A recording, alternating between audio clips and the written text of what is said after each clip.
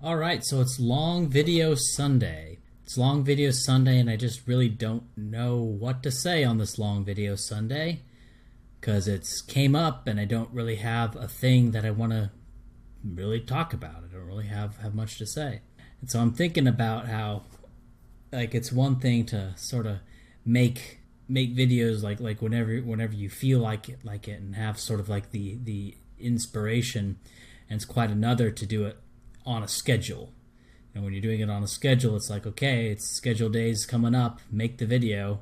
Well, here's the day, here's the video. I'm going to stick to the schedule because this will be six weeks of sticking to the schedule once this is done. So, and I don't want to I don't want to throw that away. I don't want to end that streak here. Especially don't want to end that streak on a Long Video Sunday, which is the easiest for me to make. I guess a lot of listeners don't, or a lot of people who just watch videos don't really understand, or I guess maybe they're not quite aware of how easy it is to just talk into a microphone compared to actually editing. Like, they don't really understand just how much like editing is a thing, how editing and researching like a 15-minute like well edited video can take 10, 12 hours to do.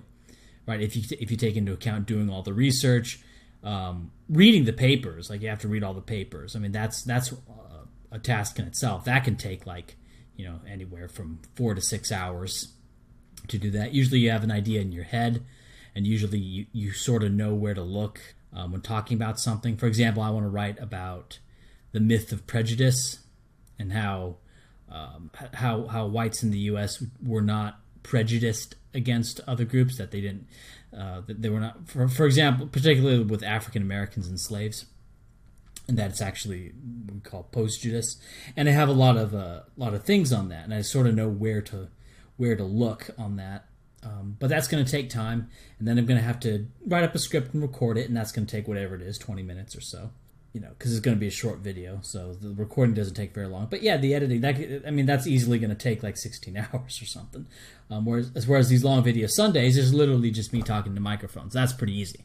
It's like an hour or two at most if I have a lot to say. This is a lot easier to do. So I'm not going to break the streak on a long Video Sunday. But another funny thing is that people are saying use BitChute. Ryan, when are you going to post stuff on BitChute? And I'm thinking, well, I could, but this is a really sort of crappy introduction to BitChute, a Long Video Sunday video that I don't really want to make and is probably not going to be very good. Welcome to BitChute, So people are talking a lot about censorship, and right now I'm looking at, like, I'm going to post stuff on BitChute because I'd be happy. I'm totally happy about growing stuff on BitChute, or growing a channel on BitChute and having, and I would love to see BitChute become like a real platform. That would be really, really cool, especially since the guy who runs it is a hardcore free speech advocate. There are a bunch of there's a little bit of talk of VidMe, and VidMe sort of had as its marketing gimmick free speech, but it has since, but even at like 2 weeks ago, it didn't really let political videos to trend, and now recently they've been shutting down any kind of racial stuff. So they're not, VidMe's not serious, and VidMe has centralized servers, so as soon as they get big, they're probably gonna run out of funds. They're probably gonna collapse. So VidMe is very dubious in two ways. One is that centralized servers means it might be difficult to scale, and the guy, and we know the guy running BitChute is like a hardcore free speech guy. He's a fan of the Corbett Report, so he's sort of into conspiracy stuff, which is fine, But what's important about that is that those sort of people who are into conspiracy stuff, they tend to be real hardcore free speech guys, like real ideologically committed, not just free speech sounds nice because it has free in the name. They're really committed to it in practice. When like the rubber hits the road and you have to start defending Nazis, they'll do that. So that's what's good about BitChute, and that's why I'm posting on BitChute. And I'm also happy about what's going on in BitChute is that you're getting gaming videos, which is good because what that does is that creates a non-political viewer base, which that's kind of the advantage of YouTube, is that they have all these people watching all sorts of videos over these other places, and there's a chance that they're likely to stumble upon, you know, your political videos. And so that's the advantage of having political videos on YouTube. But if BitChute has all these gaming videos up and all these like other topic videos up, that's really good, because that creates sort of a viewership for other things, and that's sort of what you want. So I'm happy to see that. I'm happy to see like non-political stuff take off on BitChute. And frankly, you know, I was thinking about sort of the massive advantages that YouTube has in terms of content. You know, like so much content's already on YouTube. But then I'm thinking, you know what? Like, I'm not sure how much that matters. Because because let's say BitChute gets to a point where it has, you know, 1% of the content on YouTube. You know, like there's going to be a lot of funny meme videos that you want to share with your friends that are only going to be available on YouTube, and you'll have those. But if you're like looking for something, if you're just looking for something to sort of zone out to, like, you know, how many I don't know, like how many makeup videos do you need, or how many cat videos do you like? If you want to see some cat videos, like if there gets to a point where there's like 1,000 funny pet videos on BitChute, like that may be a point where it's like enough, you know. Now on YouTube, sure, in YouTube there's like 1 million, but 1,000 pet videos may be enough to where BitChute is a totally viable alternative to YouTube in terms of watching pet videos. So that's just how I see it. And so I don't think breaking the YouTube monopoly is as hard as it may seem at first glance, because you don't have to match YouTube on all these things. You don't have to match YouTube in terms of number of cat videos, or number of makeup tutorial videos, or number of music videos.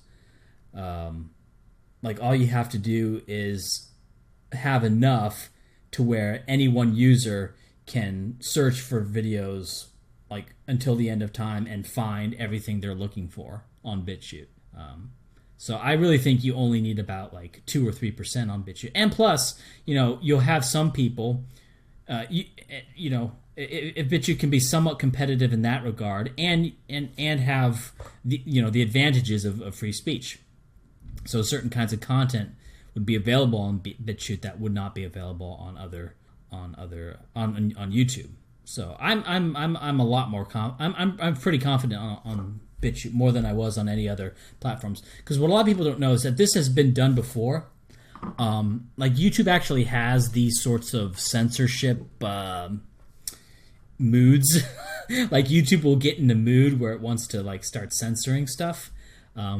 So I guess that's like for a lot of people who haven't been around haven't been around as long as old man Ryan here, old timey Ryan.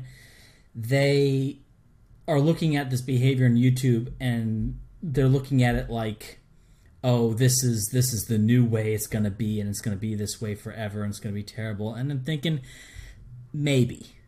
You know, maybe it is. Maybe YouTube has really turned the corner, really gone hardcore. It looks like this is related to the Charlottesville thing. It looks like that was sort of engineered. I remember that Kessler guy, for example, a year ago was supporting Obama on Twitter and was like, and apparently was mocking Republicans and stuff, you know, doing all that stuff. So Kessler, the guy who organized the Unite the Right event, looked like a plant. Also, the nature of Unite the Right. You know, Unite the Right means bring in all the Spurgs, bring in all the 1488ers, bring in the people with, you know, bring in the Ku Kluxes, bring in like all the. I think the Ku Kluxes, I think they left. I think they didn't want to do it or something. I forget. The hazards of speaking without a script. Maybe they were there. I don't know exactly. But basically, the thing about Unite the Right, the idea was, of course, to bring in the Ku Kluxes and bring in the Hitlerites and bring in all the clowns, all the clown, bring in the whole clown show. And like that's what I mean. It's in the name, Unite the Right, which means bring in all these guys. So it's like basically in the title, like it's the title is, you know, do what old media wants you to do. You know, in the title, Unite the Right. In the title, it's saying like Unite the Right means, you know, seek Heil for the cameras. So, and the guy who's organizing it seems really sketchy. Some people are saying he worked for CNN. There was a guy with his name that worked for CNN. So that's not confirmed. But the thing is, the guy's sketchy. And that's another thing. When I was criticizing Richard Spencer on the Unite the Right thing, I said I wouldn't talk about this stuff, and I'm going to move on after this pretty quick. But that's another thing. Richard Spencer, like, trusting this Kessler guy. And now, to his credit, Richard Spencer at the end says, I think Unite the Right was a setup, and he sort of disassociated from Kessler after Kessler said that that lady who got killed by the car deserved it. So Kessler looks like he was a plant. And also all like the massive jam down on free speech, not just from YouTube and Google, but from the domain registrars doing their thing. That seems it looks coordinated. Now, just because it looks coordinated doesn't mean it is. There's herd behavior. There's, you know, media says stuff. A bunch of businesses freak out. A bunch of other businesses follow the bandwagon and freaking out against quote unquote hate. So just because it looks orchestrated doesn't mean it was orchestrated, but whatever. I think Charlottesville was a setup, and I think that there were at least some businesses that were in on it and had like a plan based on, you know, the coming debacle of Charlottesville. So, however, one thing I will say is that, you know, people are talking about YouTube censorship, and like, you know, and it's. The thing is, there was a period where YouTube was doing like no censorship, and that's what they all got used to. Most of these people got used to. Now, look, I'm not saying like that's good. Like no censorship is the best. Like I'm very anti-censorship, just to make that very clear. But like in the olden days. In the olden days, it was a lot worse. It was a lot worse than it is even now with the YouTube Heroes things and Limited State things. Because, you know, Black Pigeon Speaks got his, what is it? What video was that? That was the How Women Destroy Civilizations. Those got Limited Stated. Jared Taylor's Race and Intelligence got Limited Stated. You know, and I'm just saying, you know, let's see. Like, the thing about the Limited Stated, it ostensibly... supposedly, like we'll see if this actually happens, but supposedly they're put under review, right? Basically, they got flagged as, you know, hate speech or whatever, and then they're going to be reviewed, you know. So what I'm saying, just, you know, hold your horses on that stuff. You know, those videos may actually come back and all that stuff, because I mean, YouTube is still like the game in town. There's network effects for social networks. Social networks are inherently monopolistic, but not entirely. You know, for example, Twitch managed to carve out its existence, counter YouTube. Even though, like, but the thing is, like, Twitch has streaming. YouTube has streaming as well, but people still go to Twitch. Like even though, you know, Twitch has video game streaming. YouTube has video game streaming. YouTube YouTube is going to be at a massive advantage because they have, like, you know, they have all so many more videos, so many more users, so many, you know, obviously, you know, Twitch is just doesn't stand a chance. You would think that way, but for whatever reason, Twitch just straight up is able to compete with YouTube. So I don't view YouTube as invincible. And also, like, the censorship stuff, like, I'm gonna keep posting videos on YouTube for a while. I'm gonna do better at cross posting on BitChute. I'm gonna archive all the videos I want to archive on BitChute, just so that, you know, if you want to watch any of my videos, you can watch it on BitChute as well. But another thing, the transfer to BitChute may be made a bit easier because YouTube may be tanking my channel in the algorithm to where to where like my channel doesn't grow. Like basically, if YouTube is blacklisting my stuff, like even if it's not censoring, but if it's basically saying you don't get to benefit from the network effects of YouTube, whereas people who search for stuff aren't going to find your videos, and also like frankly, people don't find my videos searching for stuff anyway. It's all like word of mouth, right? It's all one guy talks to another guy. It's all total word of mouth, or as in the social media parlance, it's all quote unquote organic growth. So, at which point, I almost wonder, like, does it even not make sense? Like, well, what's the point of even of having the YouTube platform? Well, at this point, I have a lot of stuff on YouTube. I have a lot of subscribers, but and the thing about the subscribers is they have the convenience of YouTube. They click the buttons and all that stuff. But you know, I don't know how difficult it would be to. Like, first off, if I just made a full leap to BitChute, how many of them would transfer over? One. That would be the first question. And question two is, you know, how many of them would stay over? How many of them would, you know, what we would sort of need to do is have like like what I'm thinking about doing is just posting all videos both at BitChute and at YouTube. It's a little bit of a hassle, but you know, it's like what? It's like 5 minutes to post something on BitChute and YouTube as well. I put my YouTube channel in on BitChute, and it doesn't do it automatically, so that's like, you know, 5 extra minutes of because you have to do the tags, you have to do the sources, you have to do the description, you have to do the preview image, and the preview image on BitChute is not going to be the same resolution as on YouTube, so you have to change that size. So it's not nothing too difficult, but it's just a whole bunch of little things that you have to do for every single video.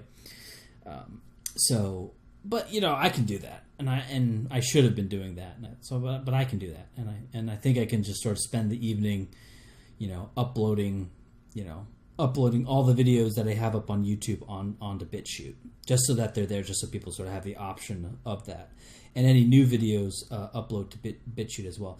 But what I'm thinking is that, like, on YouTube, I don't know, this may be like asking too much of people, is like if you like post if like you see the video on BitChute, to also click on the YouTube to thumb up the video, to like the video. Now, one thing I've sort of been asking people to do, this is actually sort of against I think this may be against YouTube terms of service, who knows, but I'm posting this on BitChute, so it doesn't matter. You go, like, even if you don't watch the video on YouTube, just click play and mute it and just let it play all the way through, so that YouTube thinks you watched the video. Like, that actually helps.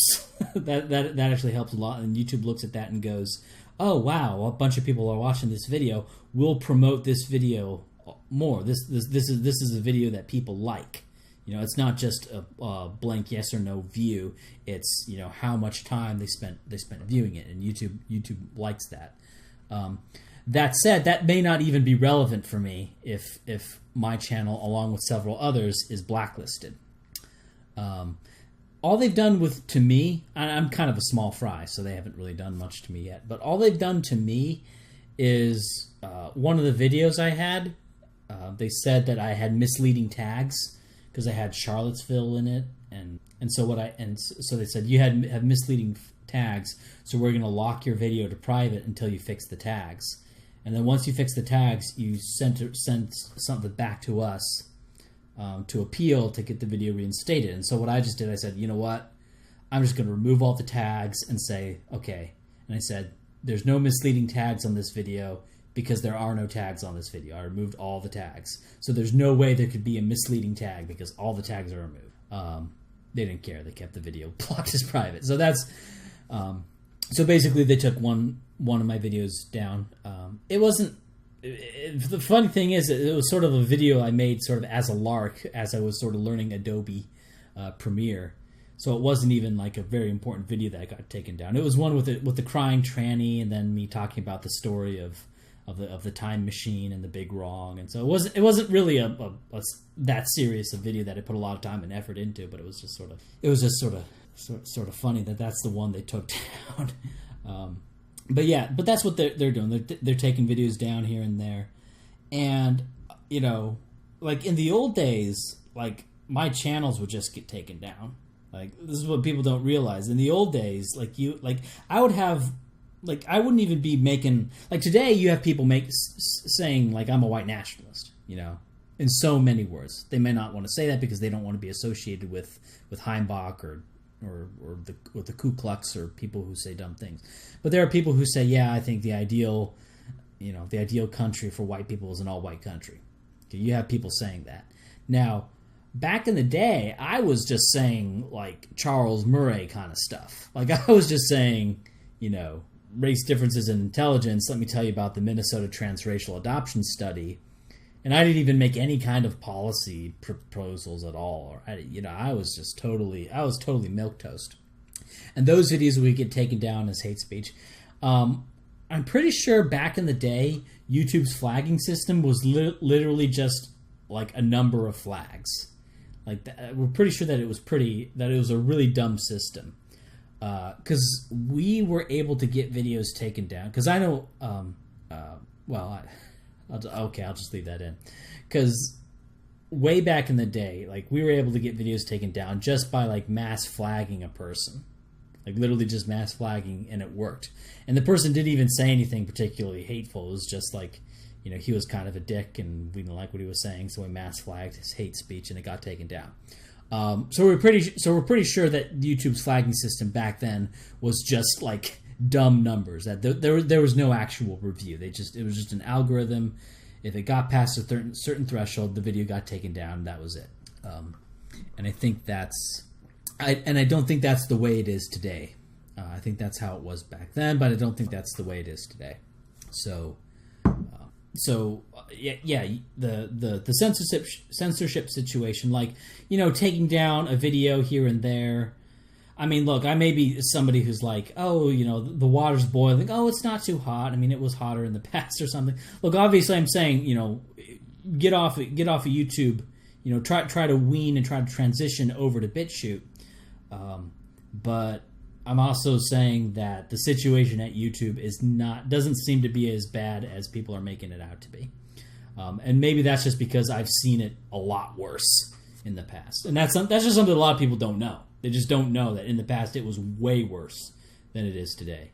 And it got way better around 2013, 2014 is when it got way better, when the bannings really stopped and the censorship really was really reduced. But yeah. So that said, I have a lot more confidence in BitChute than any other attempts at a new video site, simply because, for a whole bunch of reasons. The two reasons prior is that BitChute is actually run by a reliable guy. This has never been the case before. Prior to attempts at an exodus from YouTube have been, the sites have been run by, not reliable people or people we don't know. And I guess that's another thing. There were attempts at this before, because YouTube would go on censorship sprees before, actually censoring and actually taking down YouTube atheist channels for hate speech. Even though it was nothing. It was just sort of anti-religion speech. So it wasn't quote unquote hate speech in the sense of white separatism or race differences like what is called hate speech quote unquote today. It wasn't even that. It was literally just responses to Venom Fang X and stuff like that. So it wasn't even really like hate speech, but because of YouTube's old flagging algorithm, what a lot of these Christians were able to do, they were able to just mass flag videos and get them taken down. And so in response to this, there were several half-hearted attempts to try to transition over to another platform. The difference is this time, first off, it's way bigger. The channels are way bigger. We're getting to a point where these users are so big that they have their own network effects. I'm not getting. There was some comment, some guy saying I was getting 30,000 views a video way back in the day. I was not. I was not. I mean, there's some old videos that linger around for whatever, and get swept up in the search algorithm, and people start to and for whatever reason pops up in the searches, and people see it, and so those videos get 30,000 views. But no, I was not regular. Most of my videos got 400, 500 views, like a fifth of what they get now initially, and they would stay at that. Whereas now they're getting 3,000 to 5,000. So, but this BitChute thing, it seems more real. And another advantage about it is that there's a whole bunch of content. Funnily enough, TRS, the Right Stuff, may be a great promoter of BitChute, because there's all these TRS podcasts that can now be uploaded to BitChute. I mean, they could never pass muster on YouTube. They would be flagged for hate speech, in real time, especially the Daily Shoah, the Daily Holocaust. So that's another little market advantage that BitChute has, that you can post these kinds of podcasts or these kinds of things onto BitChute. So there you already have a whole bunch of content there, and the Daily Shoah gets whatever it is, 50,000 downloads an episode, right? You got Tara McCarthy's channel. You have me for whatever I'm worth. You have you have a whole bunch of people who are being committed, who are very interested in having some sort of platform alternative to YouTube, like much more than ever before, like orders of magnitude ever before. So I've seen this song and dance before, but it's a lot more plausible this time for a whole host of reasons. And also, white nationalism is bigger than ever before. And of course, white nationalists are the most committed to an alternative platform. You can say that, that anti-SJWs and other sort of alt-light figures, they would want an alternative platform because they get censored a little bit, but nobody gets censored like white nationalists or alt-right. Nobody gets censored like we get censored. I use loosely. So I could see BitChute being kind of like Twitch. BitChute being for political stuff what Twitch was for gaming. Now, don't get me wrong. There's still a ton of gaming stuff on not I shouldn't even say it that way. YouTube gaming stuff totally dwarfs gaming stuff on Twitch. But streaming on Twitch, I don't know. I don't know if streaming on Twitch beats video game streaming on YouTube. I'd have to look at the metrics on that. But ultimately, from even though YouTube's user base is a whole lot smaller, or excuse me, smaller.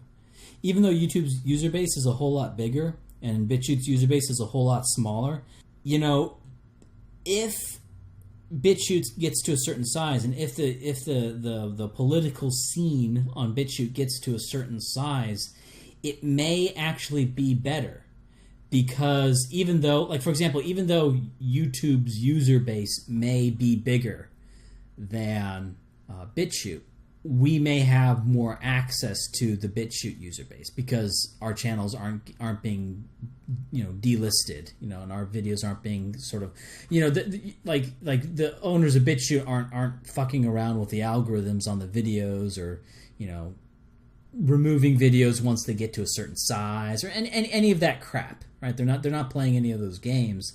So even if say BitChute's, the size of BitChute is smaller than that of YouTube, it may still be a net benefit, even though we lose that massive YouTube Google user base, and so we have access to a smaller user base to draw from. We have more access to it, right? And we don't have to worry about being censored. And as a result, we don't have to. And the thing is, we don't have to censor ourselves in the videos so much. We don't have to walk on eggshells, be worried that the channel is going to be taken down. So it may actually be better, even if even though BitChute is probably going to be a smaller site. So the funny thing is, what was sort of funny is that I didn't even have that all that in the outline here. That was all just sort of extemporaneous. In my outline, I had, talk about BitChute. I thought maybe I'll talk about BitChute for like 2 minutes, but apparently I went on a lot longer than 2 minutes. So I talked about this in another video. Talked about how, like the Overton window shift, and how like back in the olden days, there was much bigger public outcry for just basic race and IQ stuff that today, people, they'll get mad, like the SJWs, they'll get mad at that stuff, but they won't lose their shit like they did in the past. Like in the past, they just absolutely lost their mind. And I was talking to a guy. I'll say his name. It doesn't matter. Not his real name, but his internet name is Overmind25. And so I was talking to him, and we were sort of reminiscing about the old anarchist days. And one thing that I guess I sort of forget is that like how like there was a time that there was this user. I'll just give sort of an example. There was a user named Jacob Spinney, okay, and he's not important, okay, but he made a video response to Sean, and Sean was talking about how like a libertarian society needs closed borders, and like these ANCAPs that were sort of like in our crew for the longest time. They were responding saying things like, yeah, I don't believe black people actually commit more crime. Sure, black people are more likely to be arrested, but I think that's just police bias. And they were saying all of these things, and they were saying things that were very easy to check. Or like Jacob Spinney would say things like, well, look, the reason that all the Hispanics vote Democrat and not Republican is because the Republicans want to close the border. So if you want to get Hispanics voting for you, you say open borders. And it's just like, which of course is matter-of-factly not true. Like Hispanics support closing the border. Not just as much as white people, less than white people, but like a majority, it's like 60-30 or 60-35 or something. Support securing the border. Like literally everybody supports securing the border, even Hispanics. So it's not even. It's just so. But he would just say stuff like this, and this is not just him. This is like the ANCAPs in general. They would just sort of say things, and I watched some of my old videos where I was just sort of saying things. Now I wasn't. Now if I do say so myself, I was never as bad as the typical ANCAP. But even I was a lot less empirical than I am today. And people just generally back then were far less empirical. I would say now this may be a little bit subjective on my part, but I would say that even the storytelling, or even sort of the narrative, like where you don't have good data and you're just going off of like sort of giving a subjective analysis of things, I think even that has improved a lot. Like that's more people are more skeptical.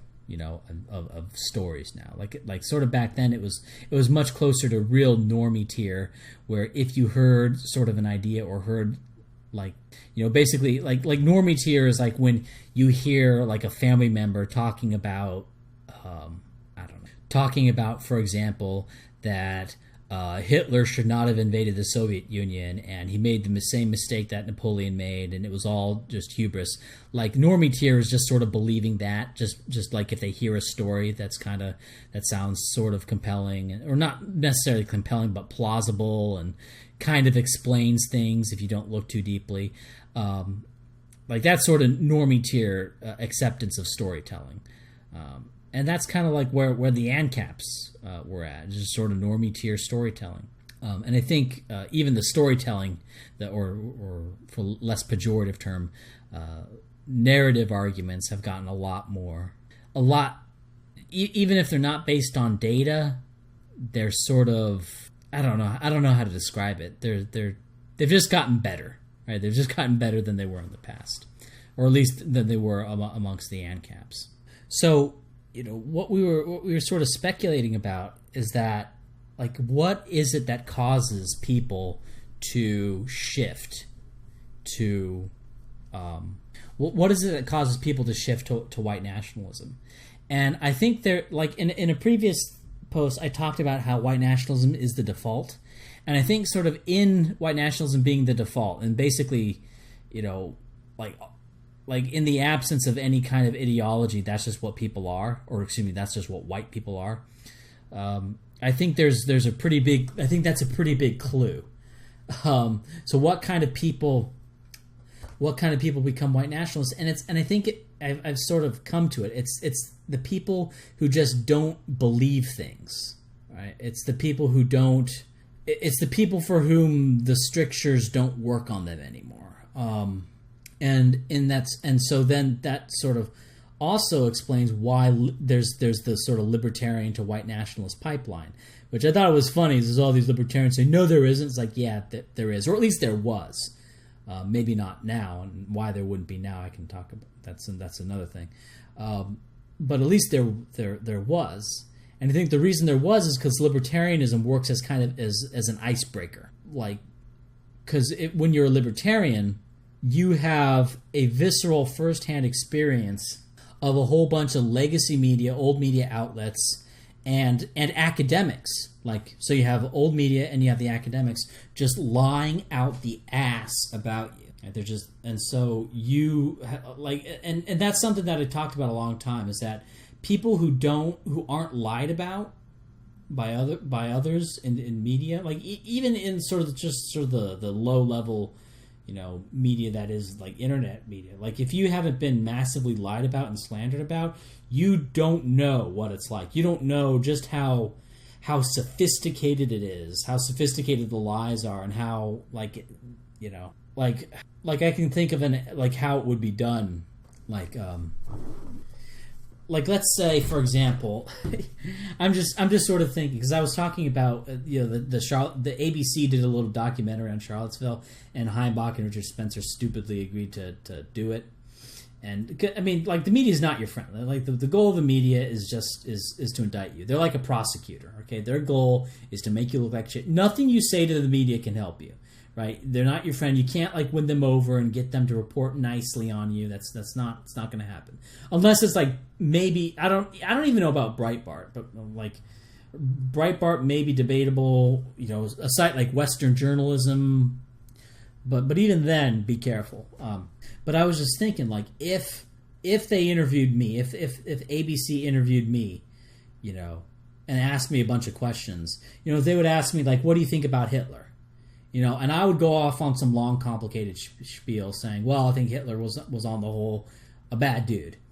Hitler was not a white nationalist. Hitler was, not something that we should follow or anything like that, And then they would say, do you think Hitler was lied about? And I would say, yeah, I think in some ways Hitler was lied about, and that, that there's some things about that are said about Hitler that are not true. And I'm just thinking, okay, that's the quote right there.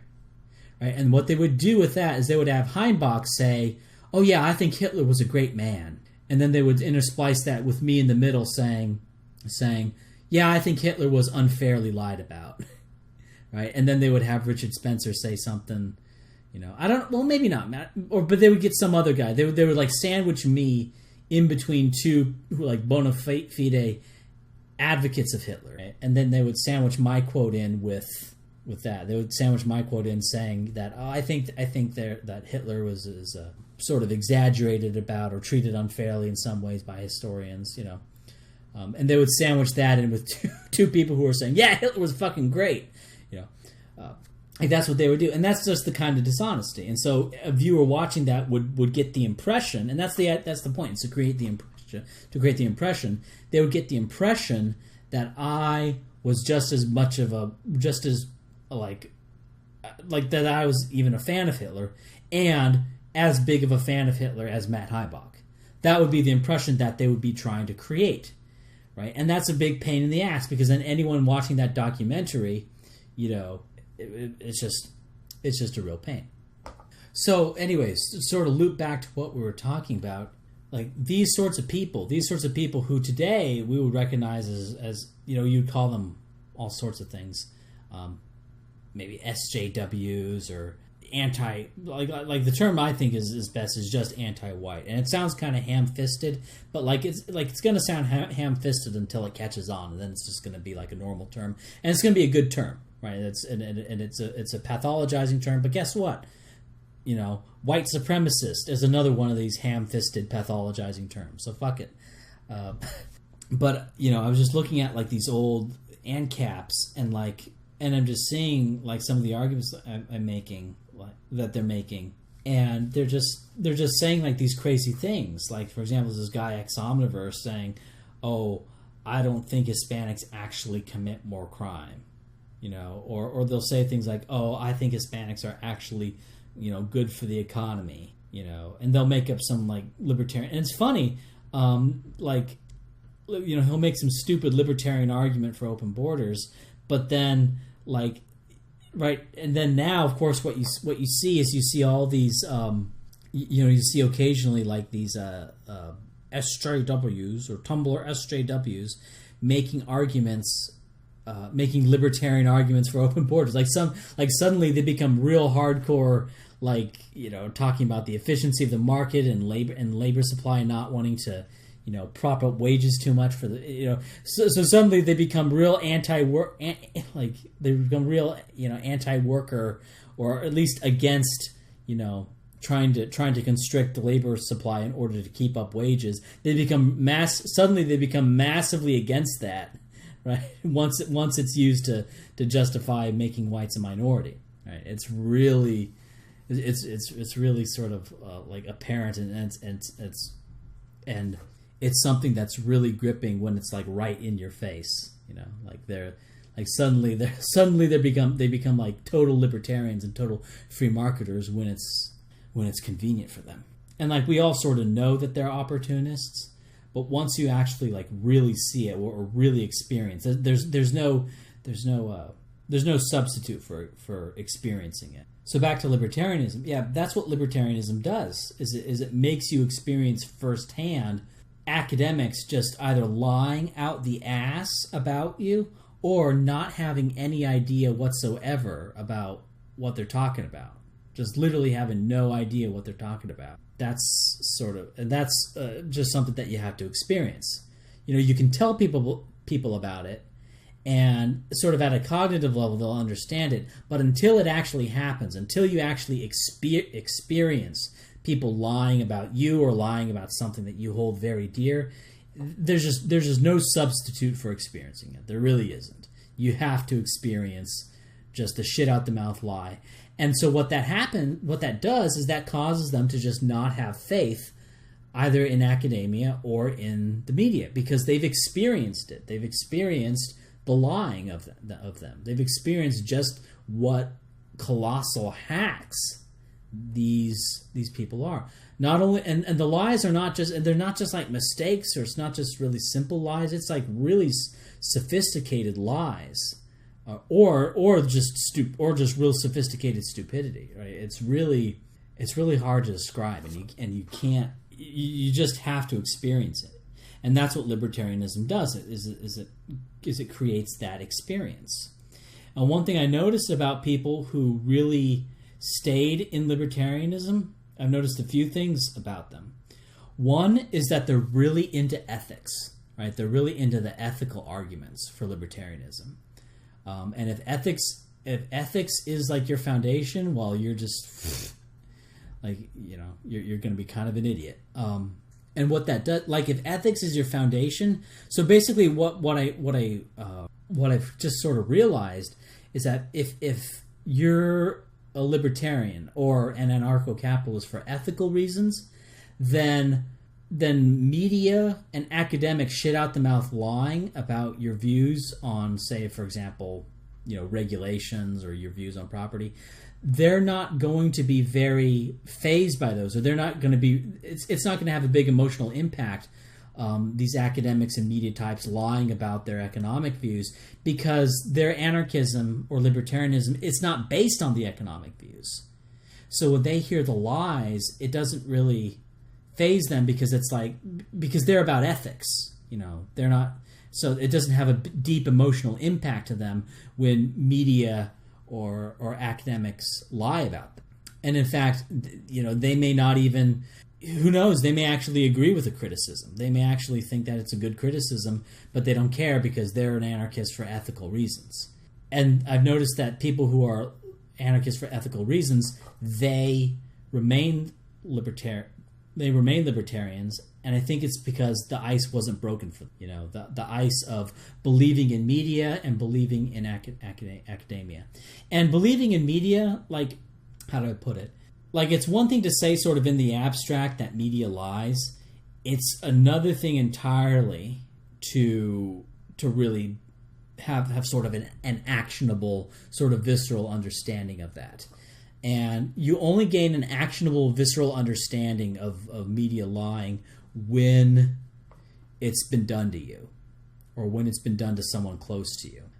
But most people who, for example, say, yeah, I don't trust the media, I think it's like 90% of people say they don't trust the media, whatever the number is today. Sure, they'll sort of say that in the abstract, but when they see a news report about Nazis at Charlottesville, they'll believe it, okay? So, and of course all you need is like one photo of like a guy with a swastika flag, and that's, QED. So they'll still do that. They don't viscerally get it. They don't have a visceral understanding of that. Like, it's a very sort of abstract idea that the media is crap. So these libertarians who stayed behind, they were big on ethics, and they would just sort of say weird things. Like they would just say like they're like, I mean, we just said they were shit. They were just crappy, right? We just said like for example, there was an argument on defense and the free rider problem of defense, and that was like a big sort of blow up, and like all the other libertarians were making just really shitty arguments. Like there was one thing that we sort of made a joke about. One of them argued about like that people in the military would be construction workers in the off season, right? In the off season, and then when a war started, they would suit up and go to war. Right? They didn't quite like it's that sort of level of just non-understanding of how any of this works. Is just epic. Or like there was one guy who just was talking, this Raymond Dundas was talking in a totally abstract sense, talking about how, as the threat of war gets closer, or as the army gets closer, there will be more and more of an incentive of businesses to come together and make an army. Right? And it was just that. And none of them dealt with the free rider problem of defense, right? It's just like the free rider problem of defense is pretty obvious. Like, you pay for defense of an area. Like you have to defend a whole area because it's a whole integrated economy. And some people may say, "Well, I'm just not going to pay for defense." So you pay for defense, so you defend it all, but I'm not going to pay for defense. So basically, like you're being a chump. You're being exploited by others. Others are free riding off of your paying for defense. And there are people who are saying, well, you know what? That's not a problem. Free rider problem? Not a problem. Just proclaiming it not a problem. That was another thing that they did.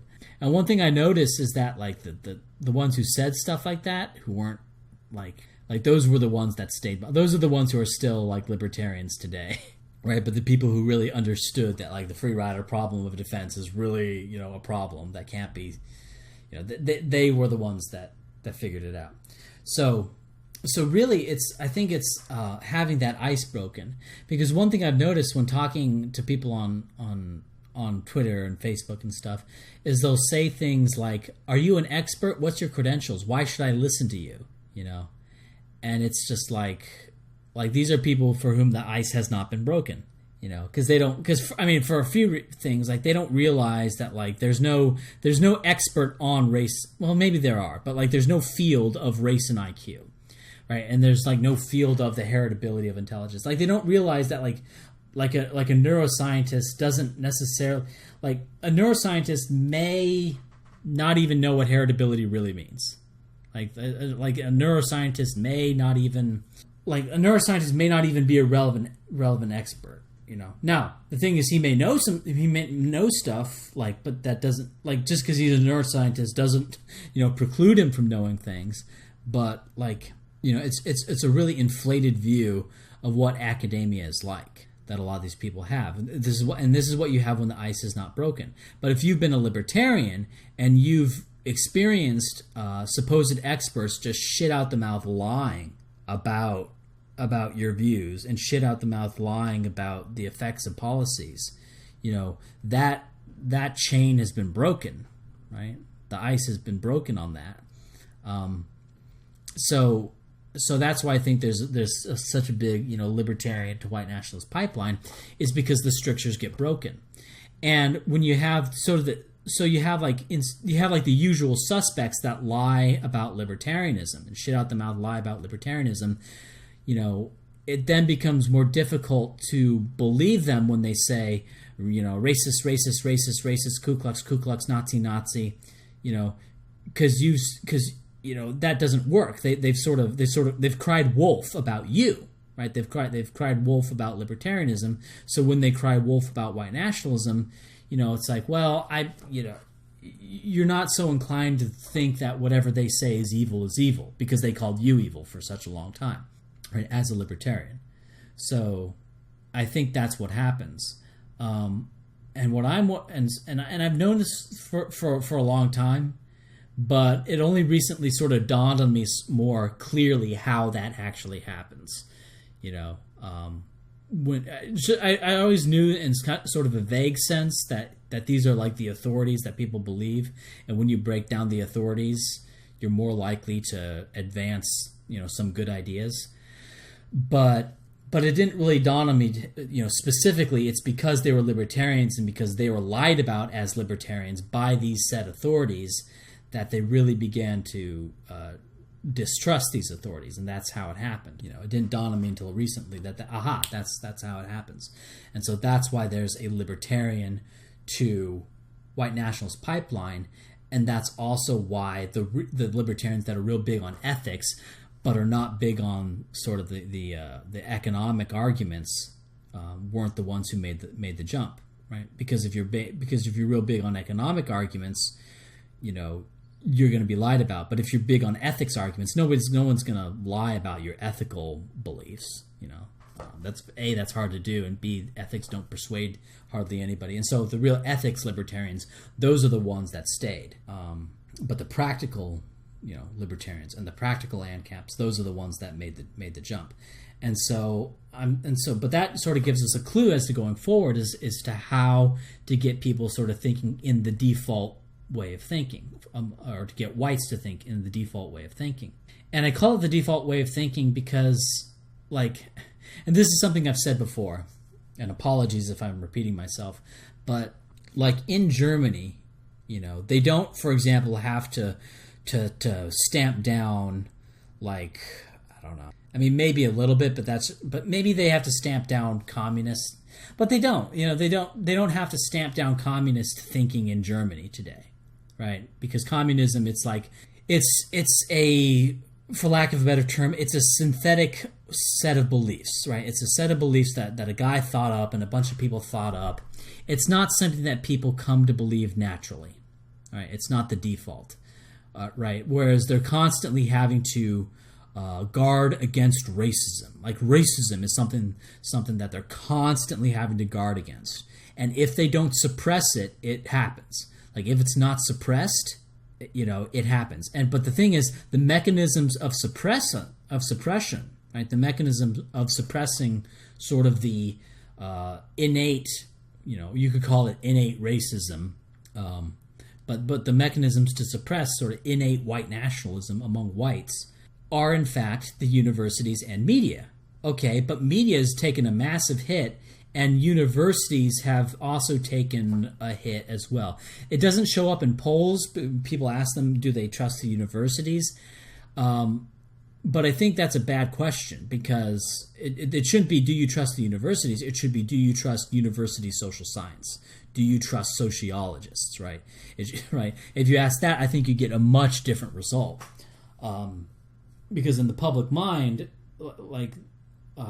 they're starting, and I would like to see surveys on this. Right now I'm sort of speculating. But I believe that in the public mind, there is starting to form a split in how they view universities. that they're less and less viewing universities as a single entity of like objective truth, and they're starting to see it as like, okay, there's the people who do real stuff, and then there's the people who do social science, quote unquote, right? And there's a split there, and that's good. That's a very good split. And so so we're looking at a lot of good news that I think stems from that. That I think stems from the ice being broken. That if you don't trust universities and you don't trust, or at least you don't trust universities on matters of politics and matters of social science stuff. If you don't trust them there, then that paves the way for good things. That paves the way for the default, okay?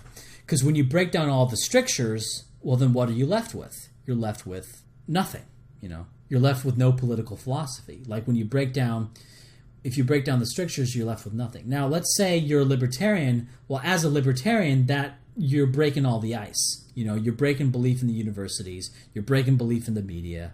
But then let's say you stop being a libertarian, after you've done that. Well, there's a very good chance that those strictures are still broken. Now, for some people, they stop being libertarians and they go back into the strictures, right? They go back to believing media. They go back to believing, social science, quote unquote, and they're just a shit lip. Like, that does happen. I'm not saying that never happens. But what more often happens, and why there's a libertarian to quote unquote alt-right pipeline, is because you break down the strictures. Then they're not going to believe in the stuff that basically prevents you from being racist, right?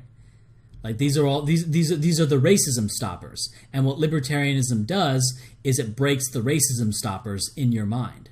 Okay, now that's not the intent. I mean, the intent of libertarians, because these are the racism stoppers, but they're also the free market stoppers, right? And that's why libertarianism breaks them, right? Libertarianism breaks them because they also happen to be the free market stoppers. But like, if you're a libertarian and you broke all these free market stoppers that also happen to be the racism stoppers, and then you stop being a libertarian, but these things are still broken, well, what's going to happen? Where are you going to go? You're going to go to the default, right? Because if you're a normal human being, or if you're a normal white human being, the default is white nationalism, okay? So that's sort of how I see it. All you have to do is break these things, and there will be a drift towards white nationalism over multiple generations. And I talked about this before, how I think the alt-light is sort of like people who they've broken down the strictures that prevent white nationalism, and they start to break down the narrative, but for whatever reason they still have a bug about not going full. Not going full on, not quote unquote becoming who they are, as Richard Spencer puts it. And that's actually, that's a term that a lot of people mock Richard Spencer of, and I generally don't like Richard Spencer, but that's actually, he gets a lot of shit for that term, but that's actually there's actually something to that term. That's actually not as vapid a term as you might think. Anyway. So so this was how long have I going on here? Like an hour on this. So so it's like so when you break down the strictures, everything opens up. So I think going forward, I'm going to try to spend more time breaking down the strictures. Right? That's really, because that's the first step. Because if somebody is saying, well, I'm not going to believe you because you're not XYZ credentialed person, then you're not going to go anywhere. And some people have been saying, well, Ryan, why don't you go to a university and get like a degree in psychology and psychometrics or something? And the problem with that is like Rushton did that, Philippe Rushton did that, Arthur Jensen did that, and that and what did that do for them? The answer is it did something for them. Like, they probably would not have been able to do what they did if they did not have those credentials. Well, in fact, not probably. Certainly. They certainly would not have been able to do what they did without those credentials. But guess what? Those guys didn't have the internet.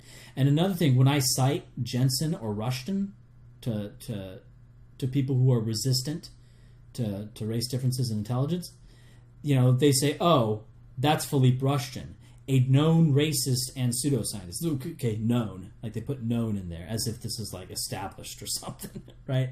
So a known racist and falsifier of science, right?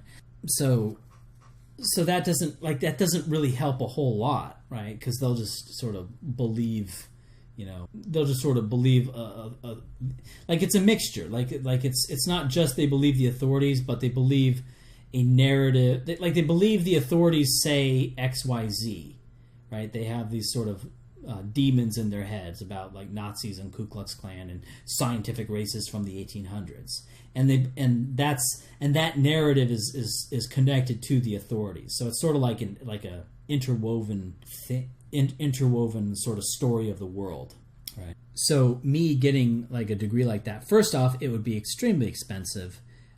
It would take a long time. I mean, it would take what? Like I'm 27 now. Like I'd have to. I mean, it's like to get a PhD, and also like if I could even get into a PhD program after they found all my content on the internet, which they most certainly would, So it's like it's really not an option. And moreover, like the breakdown of the strictures has to be done eventually anyway.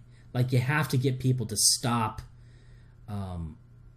worshiping academics. You have to get them to stop like it has to stop anyway in order for you to get anywhere.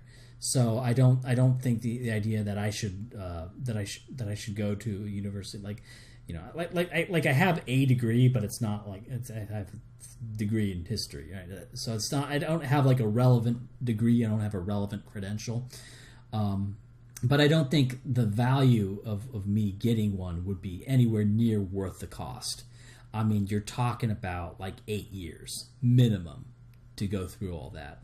Like I would be like at the end of it, I would be at best I'd be like 35, by the time it was finished. Okay, and in reality, given that there would be setbacks, there would be delays, I'd probably be pushing 40 by the time I got it. I mean, like you're talking about a really long time investment, stuff that I could be doing other things with. I mean, it's just like there's just no, and you have to break that down. And what would be the value of it? What would be the value of that? Well, I would be able to argue a lot better.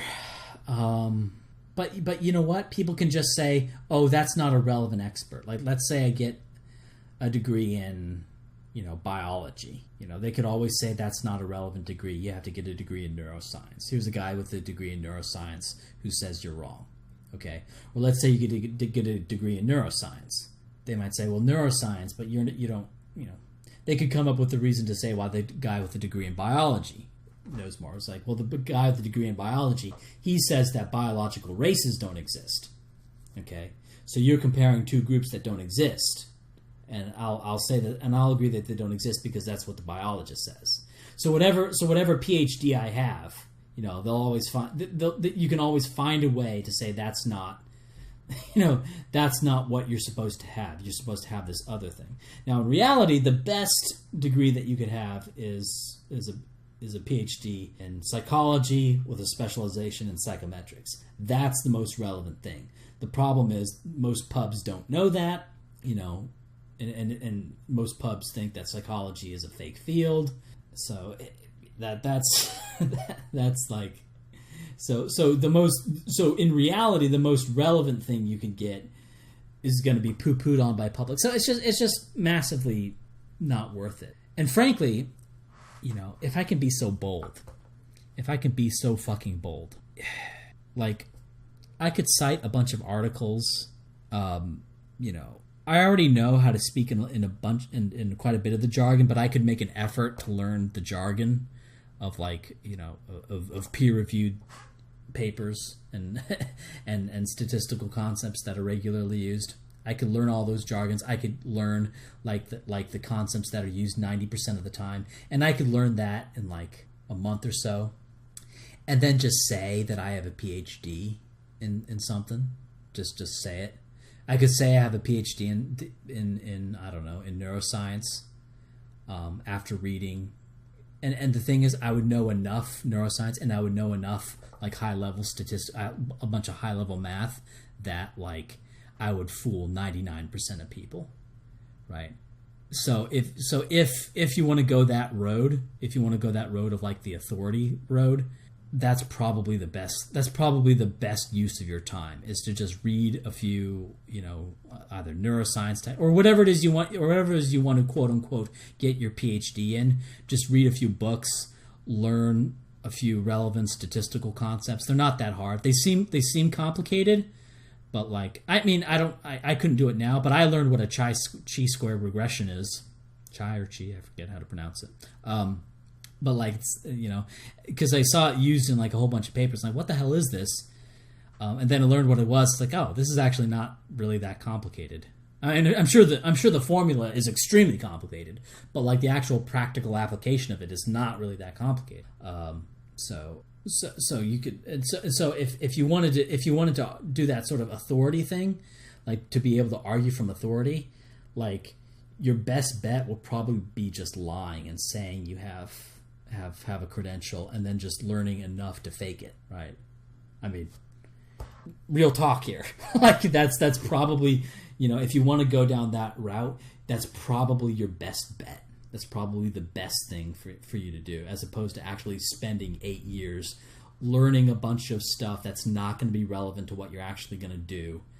Right, because universities are a horribly inefficient way to learn anything. To learn what universities are they're just bad for, because you learn all sorts of stuff that you're never going to use, and that don't, like when you actually read these peer reviewed papers, like if you know the concepts, like if you know, like, and the thing is when you read any paper, you're like, oh, I don't know what that concept is. You can like wiki it.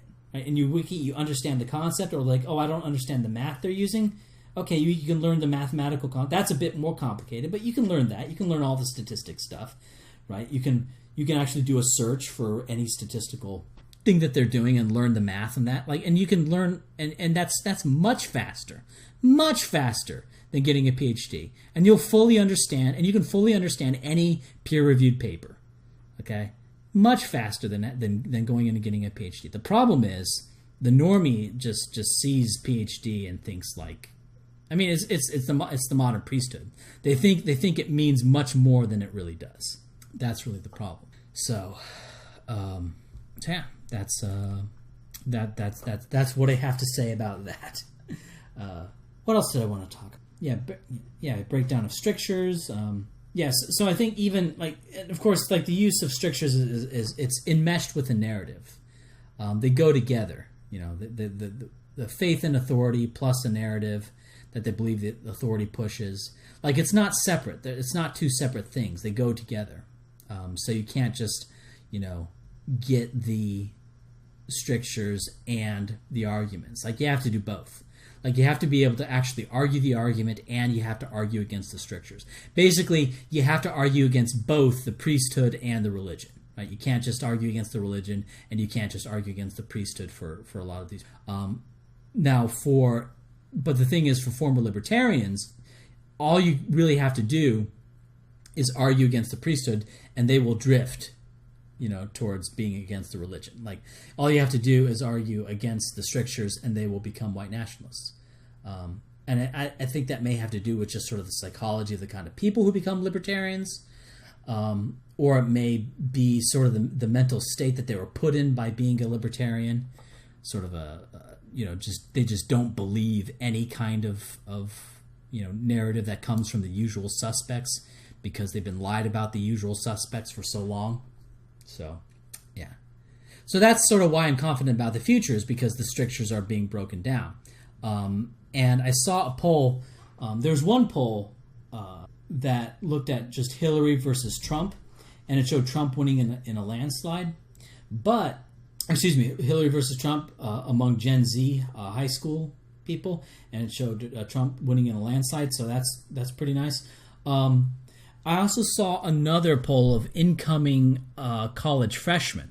And this poll did not have the same fantastic results, but the results were still very heartening. Because I think it was like 100,000 college freshmen. And they were, It was asked who would they vote for president, and they gave them a whole bunch of options. They gave them the option of basically they were able to choose between any candidate who ran in the primary, right? So they could vote for Hillary Clinton, they could vote for Bernie Sanders, they could vote for Ted Cruz, they could vote for Carson, and it was like, and I forget what the numbers were. I'd have to go find it again, but basically, I think Trump got more votes than any candidate, but I forget if Trump got more votes than any candidate or if Bernie Sanders got more votes than any candidate. But anyway, Republicans got 47% and Democrats got 48%. Now that's actually very heartening, considering that people tend to get a little bit more conservative as they get older. So if college freshmen are 47-48 for the Republican, that's massive. Moreover, remember, like in the 2016 election, Trump didn't even get that. Trump lost by 2 points. Trump didn't lose by 1 point. So basically, according to this poll, I may find it and put it in the description, Republicans were only down 1 point among incoming college freshmen. So, and remember, Republicans probably don't need to win. Like, if they can hold on to the Rust Belt, Republicans aren't going to need to win the popular vote for quite a while because they'll be at such an electoral advantage. So, and it's all being driven by whites becoming more conservative. So, or at least not. I don't know about conservative, becoming more Trumpist at least. So the future actually looks pretty bright, and I think it has everything to do with the breakdown of the strictures. Basically, one thing I was talking about with Tara McCarthy is I sort of see it as like a lid on a pot, but the thing is, like, because of the differential reproduction, differential fertility, at a genetic level, the population is getting more and more, quote unquote, genetically conservative as they're getting because it's conservatives who are having more kids. So the population is getting more and more genetically conservative as they're trying to ratchet up more and more, quote unquote, left wing stuff. Right? It's getting more and more extreme. You're getting white privilege. You're getting deconstructing whiteness. It's getting more and more intense.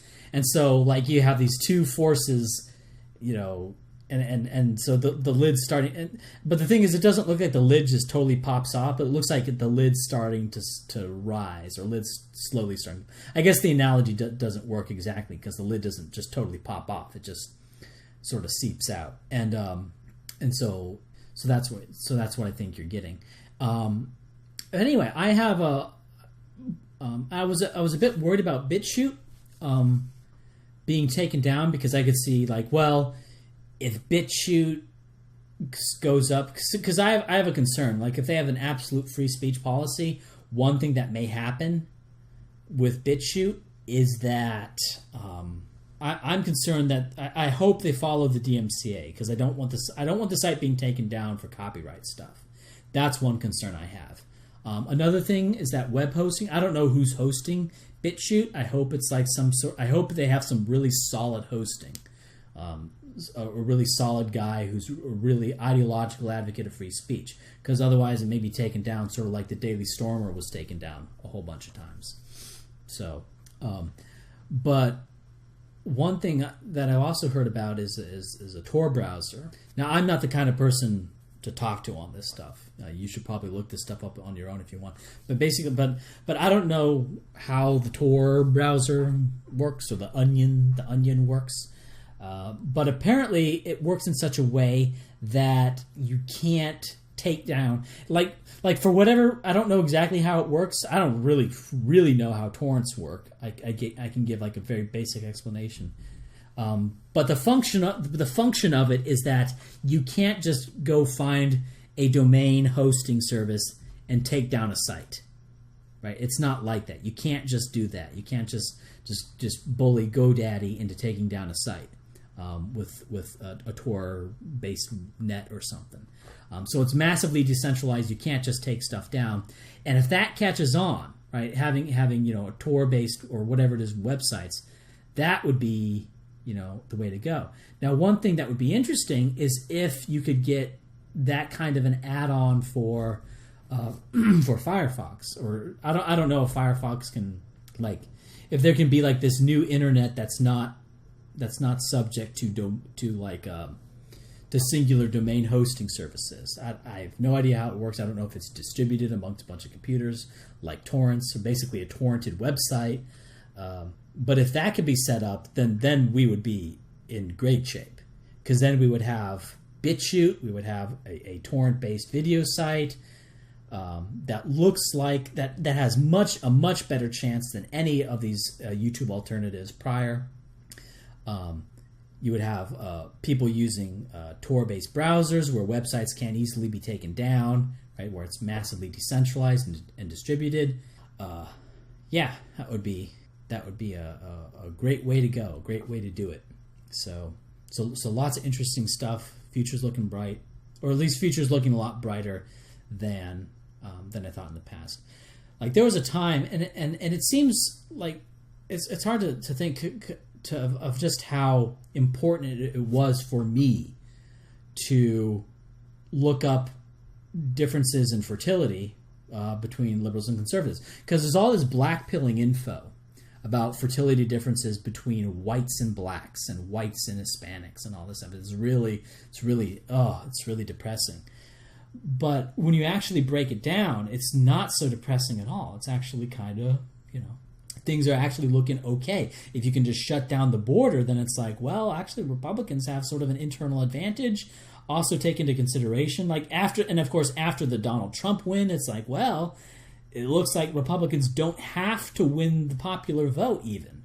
So Republicans have maybe, Trump won by losing the popular vote by 2 points. So we don't even have to win the popular vote. Now, nice to win the popular vote. You want to win the popular vote. That makes winning the Electoral College a lot easier, but you don't have to.